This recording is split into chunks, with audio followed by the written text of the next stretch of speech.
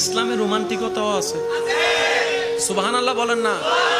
আপনি আমি তো ইসলামের রোমান্টিকতা নিই নাই, নিছি তো। ওইটা কোনটা? ইসলাম বলেছে তুমি যখন ঘরে আসবা সব কাজ শেষ করে বউয়ের সাথে বসে কথা বলো।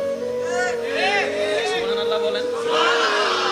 তোমার বউ তোমার জন্য, তোমাদের জন্য, সবার জন্য সারাদিন রান্না করে, মাঝে মধ্যে তোমার প্লেট থেকে একটু তাকে খাওয়াই দিও, তার মাথায় একটু মাঝে মধ্যে হাত বুলাই দিও।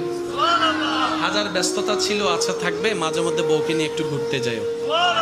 যদি বাহিরে কোথাও ঘুরতে যেতে না পারো, ছাদে যাও, পর্দার ভিতরে ছাদে যাও। তো বউ নিয়ে তো রোমান্টিক করতে ভাল লাগে না।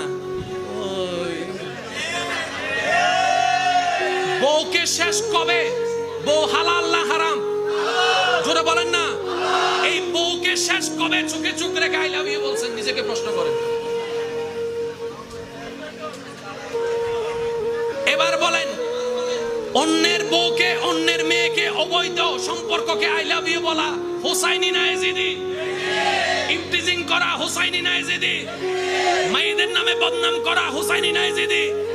সাত দোকানে বসে চা টান দিয়ে মানুষের নামে ওয়াইলুল্লি কুল্লি হুমাজাতিল লুমাজা গীবত করা হোসাইনি না এজিদি?